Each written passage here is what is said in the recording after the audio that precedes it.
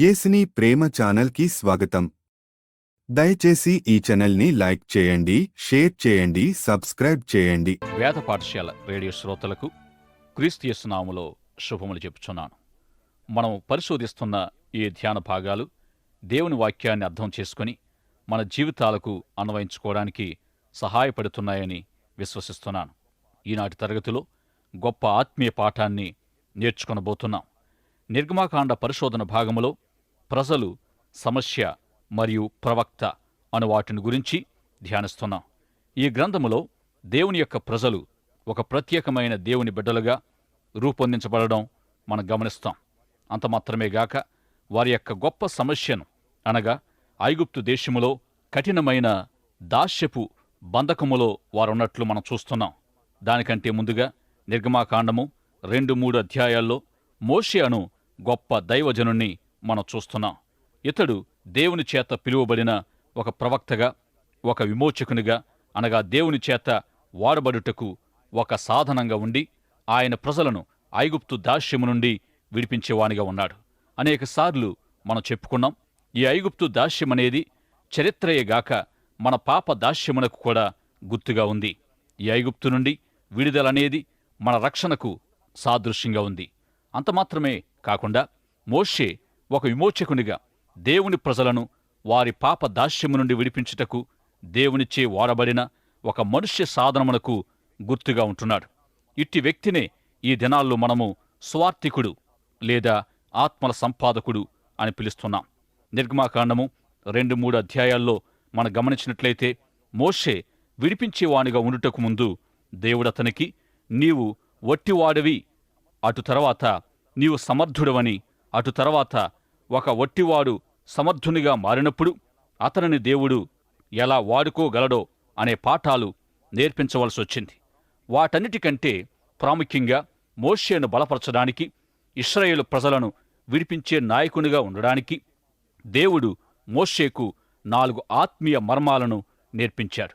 నీవు కూడా ఇతరులను పాపము నుండి విడిపించేవానిగా ఉండాలని ఆశిస్తే దేవుని చేతిలో ఒక సాధనంగా ఉండి తద్వారా దేవుడు పాప బంధకాల్లో ఉన్న ఇతరులను విడిపించడానికి ముందు నీవు కూడా ఈ ఆత్మీయ సత్యాలను నేర్చుకోవాలి. ఒకవేళ నేను ఈ ఆత్మీయ మర్మాలను తెలుసుకొని ఉండకపోతే ఒక విశ్వాసిగా, ఒక సేవకునిగా జీవించి ఉండకపోయేవాడిని. అందుకే నేను వాటిని పదే పదే జ్ఞాపకం చేస్తున్నాను. మోషే దేవుని ప్రజలైన ఇశ్రాయేలీయులను విడిపించేవానిగా ఉండే ముందు దేవుడు అతనితో పంచుకున్న ఆత్మీయ మర్మాల్లో మొదటిది, మోషే ప్రజలను విడిపించేవానివి నీవు కాదు, నేను వారిని విడిపిస్తాను, నేను నీకు తోడై ఉన్నాను. రెండవది, మోషే నీవు ఎవరిని విడిపించలేవు గాని నేను విడిపించగలను, నేను నీకు తోడుగా ఉన్నాను. మూడవ ఆత్మీయ సత్యం, మోషే ఇశ్రాయేలీయులను విడిపించడానికి నీవు ఇష్టపడుటలేదు, కాని నేను వారిని విడిపించాలని ఇష్టపడుచున్నాను గనుక నేను నీకు తోడుగా ఉన్నాను.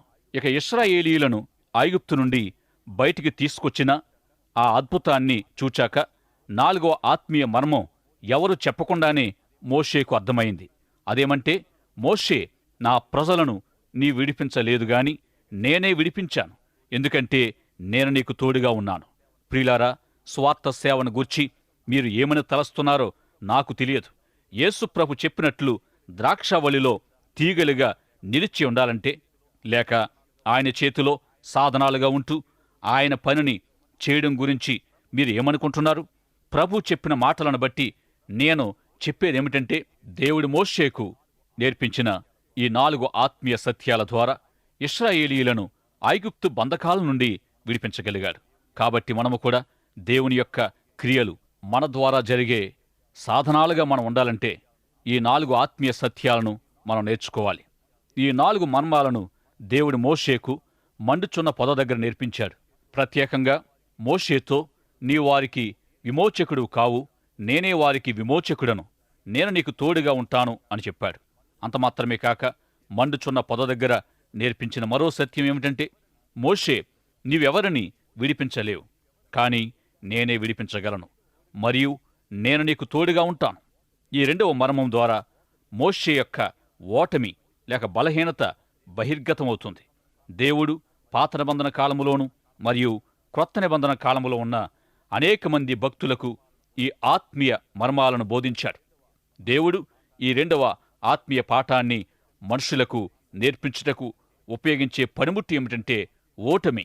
అనగా దేవుడు ఈ రెండవ ఆత్మీయ సత్యాన్ని నేర్పించుటకు వారి ఓటమినే వాడుకుంటాడు. మోషే తాను ప్రయత్నించి విఫలం చెందడం వల్లే ఈ రెండవ ఆత్మీయ సత్యాన్ని నేర్పించుటకు వీలైంది. ఇక మూడవ ఆత్మీయ సత్యానికి వస్తే, మోషే, నీకు ఈ ప్రజలను విడిపించాలని ఇష్టం లేదు, నేనే ఈ ప్రజలను విడిపించాలని ఇష్టపడుచున్నాను, నేను నీకు తోడుగా ఉంటానని దేవుడంటున్నాడు.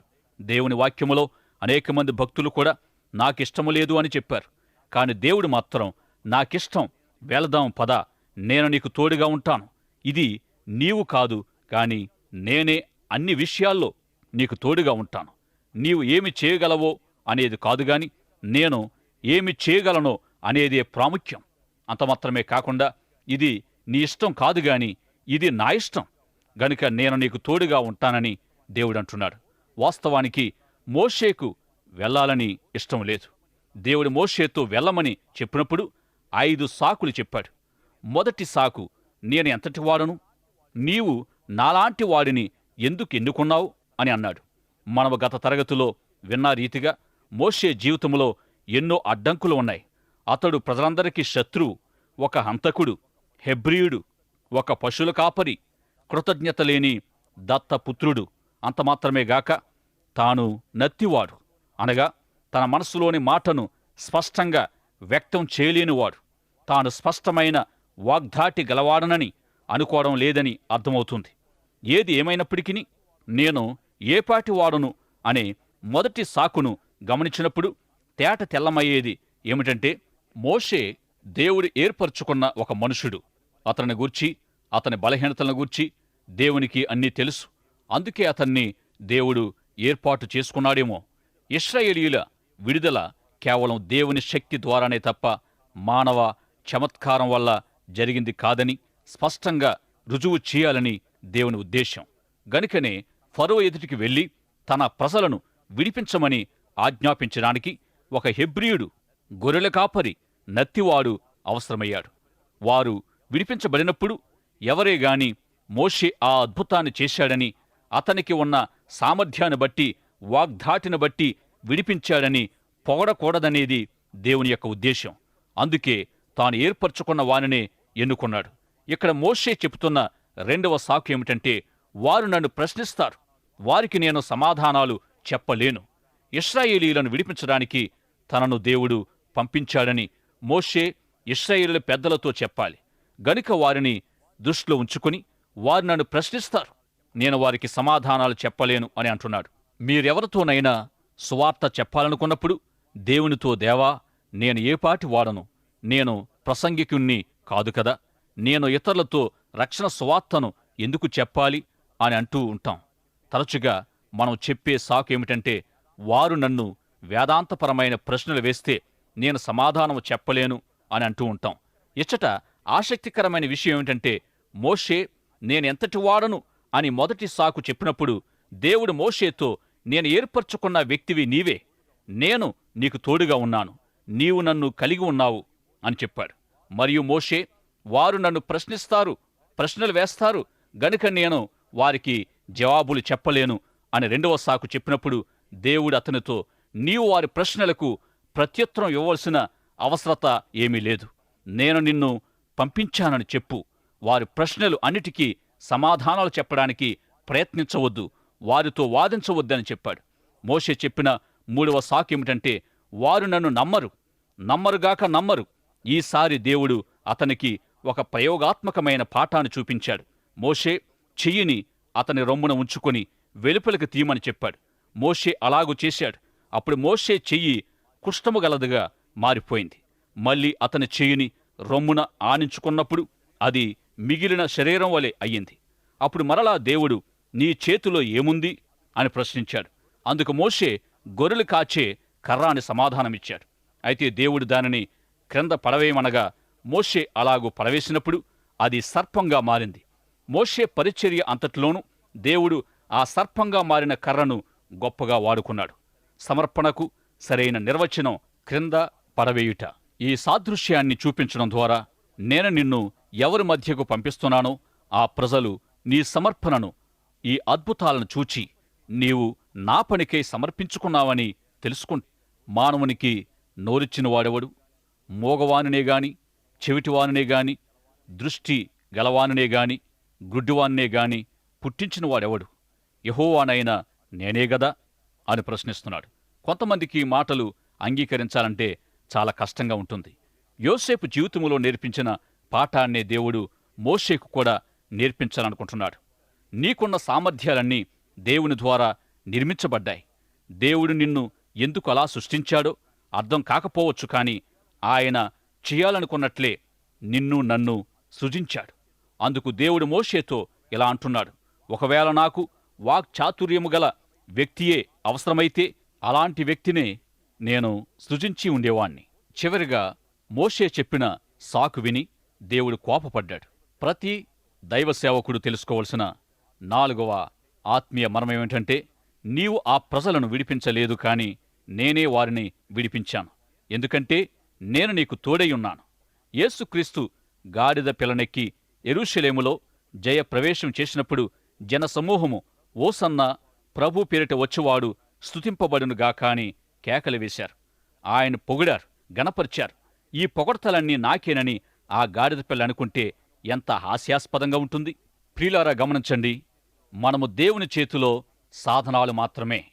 ఇక చివరిగా మోషే నేర్చుకున్న 4 మర్మాలను జ్ఞాపం చేసుకుందాం. మొదటిది, మోషే, ప్రజలను నీవు విడిపించేవానివి నీవు కాదు, నేనే. రెండవది, మోషే, నీవు ఎవరిని విడిపించలేవు గాని నేనే విడిపించగలను. మూడవది, మోషే, నా ప్రజలను విడిపించడానికి నీకిష్టం లేదు గాని నాకిష్టం. నాలుగవది, మోషే, నా ప్రజలను నీ విడిపించలేవు గాని నేనే విడిపించాను, ఎందుకంటే నేను నీకు తోడై ఉన్నాను. ఈ 4 ఆత్మీయ సత్యాలను నేను ఒకవేళ నమ్మనట్లయితే ఒక క్రైస్తవునిగా లేదా ఒక సేవకునిగా జీవించలేను. మనలో చాలామంది రెక్కలు విరిగిన స్థితిలో విశ్వాసములోనికి వచ్చి ఉన్నారు.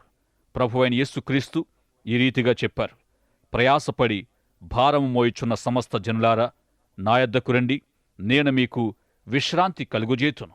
ఈ రీతిగా మనలో అనేకులు ఎంతో కృంగి ఉన్నప్పుడు, భారాన్ని మోస్తున్నప్పుడు, సమస్యలతో ఉన్నప్పుడు ప్రభువునందు విశ్వాసముంచి ఉన్నాం.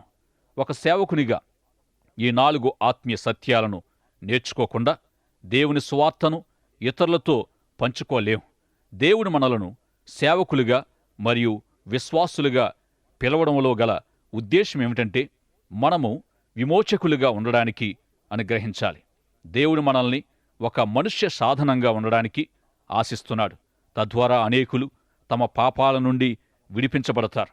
ఈ 4 ఆత్మీయ సత్యాలను నేర్చుకోవడం ద్వారానే ఒక సేవకునిగా నేనుండగలను. మొదటి 2 సత్యాలు ఏమిటంటే, 1, నేను కాదు గాని ఆయనే, మరియు ఆయన నాతో ఉన్నాడు.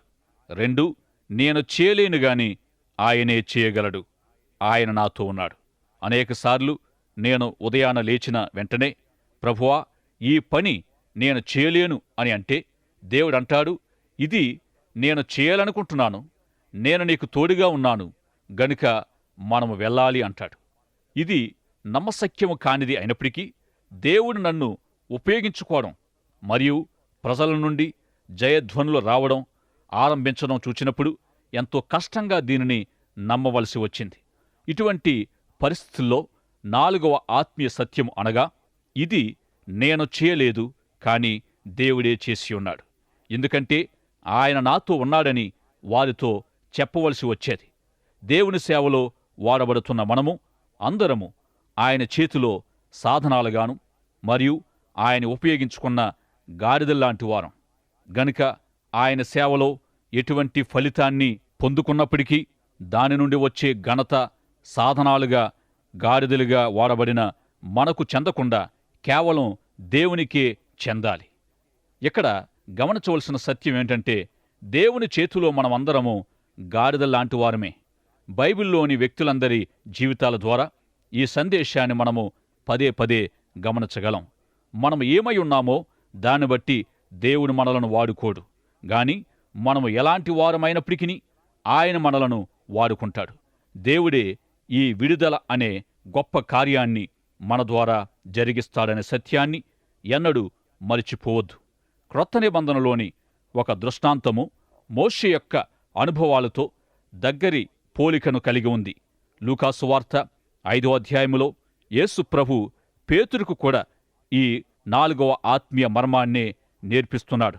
ఈ సందర్భంలో పేతురు యేసు ప్రభు కలుసుకోవడం మొదటిసారి కాదుగాని యేసు ప్రభు పేతురును మొట్టమొదట చూచినప్పుడు, నన్ను వెంబడించుము, నేను నిన్ను మనుషులను పట్టే జాలరునిగా చేస్తానని చెప్పాడు.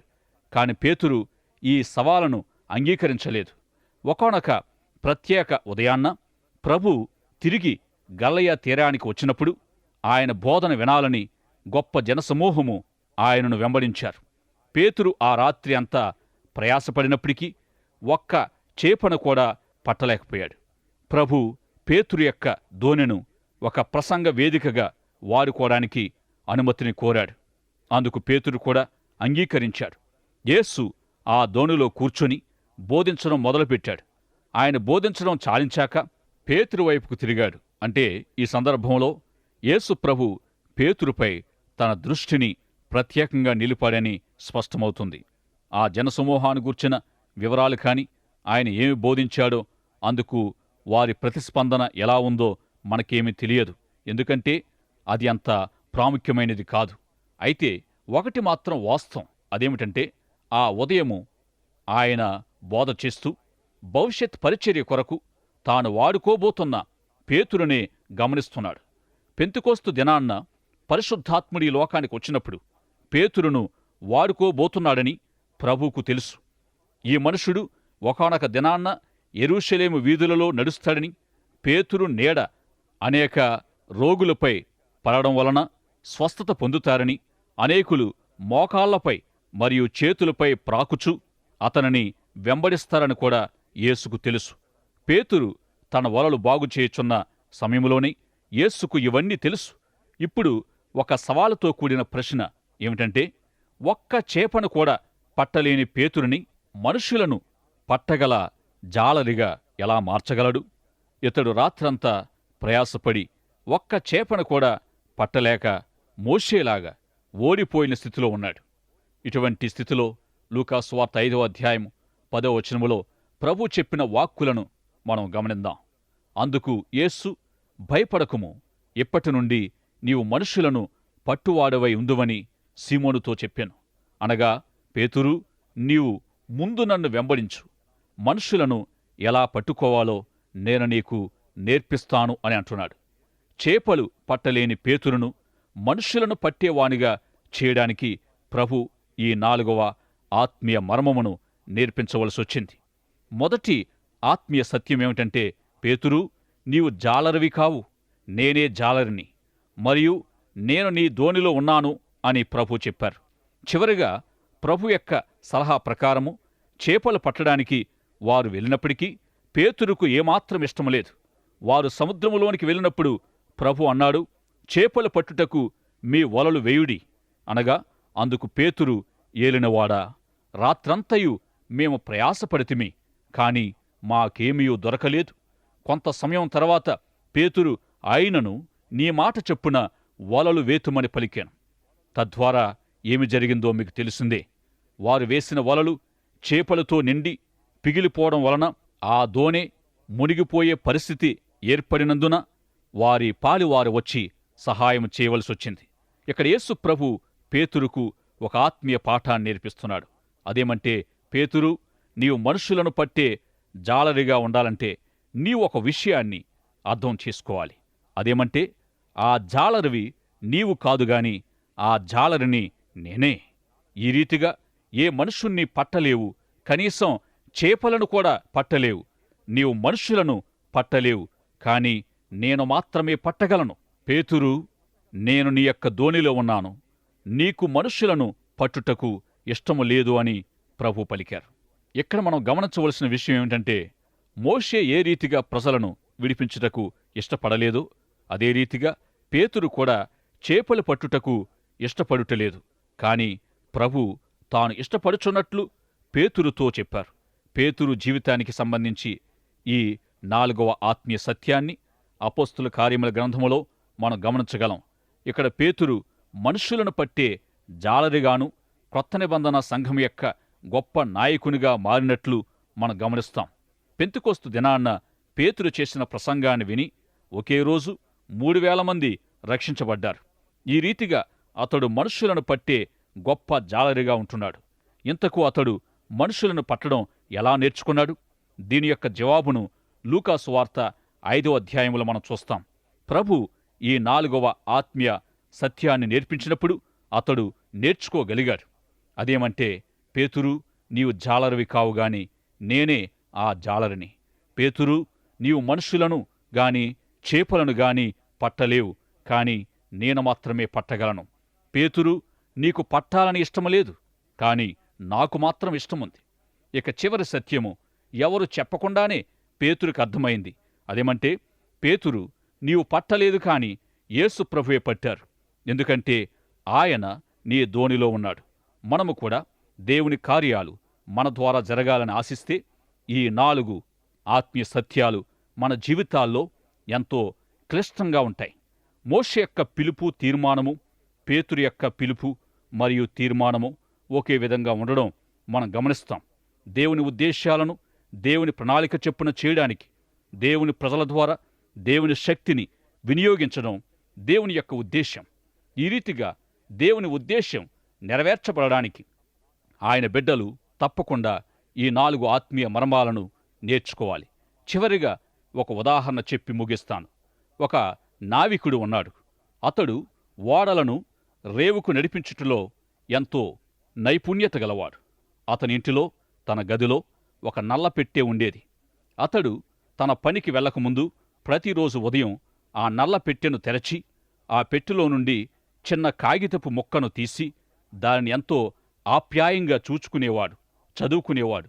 ఆ తర్వాతనే తన పనిలోనికి వెళ్ళేవాడు. ఇలా ప్రతిరోజు అనేక సంవత్సరాలుగా చేస్తూ ఉండేవాడు. ఆ కాగితములో ఏమి వ్రాసి ఉందో తన భార్యతో కూడా చెప్పలేదు. ఆ వృద్ధ నావికుడు చనిపోయిన తర్వాత అతని భార్య ఆ నల్లపెట్టె తెరచి కాగితాన్ని చదివింది.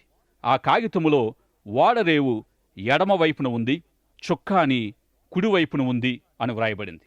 అంటే ప్రతిరోజు ఓడ నడిపించడానికి వెళ్లకముందు ఈ మాటలు తనకు తెలిసిన విషయాలే అయినప్పటికీ ఆ ఓడ నావికుడు ప్రతిరోజు ఈ 2 మాటలను జ్ఞాపకం చేసుకునేవాడు. గనుక ప్రియ సోదర సోదరి, నీవు నేను కూడా యేసు ప్రభు నేర్పించిన ఈ 4 ఆత్మీయ సత్యాలను జ్ఞాపకం చేసుకుంటూ ఉండాలి. అవి ఏమిటి అనగా, 1, నేను కాదుగాని ఆయనే చేయగలడు. 2, నేను చేయలేను గాని ఆయనే చేయగలడు. 3, నాకు చెయ్యాలని ఇష్టం లేదు గాని ఆయనే ఇష్టపడుచున్నాడు. 4, ఇది నేను చేయలేదు గాని ఆయనే చేశాడు. మోషే నేర్చుకున్న ఈ 4 సత్యాలను మీరు కూడా నేర్చుకున్నారని నేను విశ్వసిస్తున్నాను. దయచేసి తరల వంచండి, ప్రార్థన చేసుకుందాం. ప్రేమగలిగిన దేవా, ఇంతవరకు మోషేకు, పేతురుకు నేర్పించిన 4 ఆత్మీయ పాఠాలను మా శ్రోతలకు నేర్పించినందుకు వందనాలు చెల్లిస్తున్నాం. ఈ 4 ఆత్మీయ అనుభవాల్లోనికి మా ప్రియులను నడిపించుమని, ఎల్లవేళలా మీకు మహిమా ఘనతలు చెల్లించేవారిగా చేయమని యేసు నామములో ప్రార్థిస్తున్నాము పరమ తండ్రి. ఆమెన్. దయచేసి ఈ ఛానల్ని లైక్ చేయండి, షేర్ చేయండి, సబ్స్క్రైబ్ చేయండి.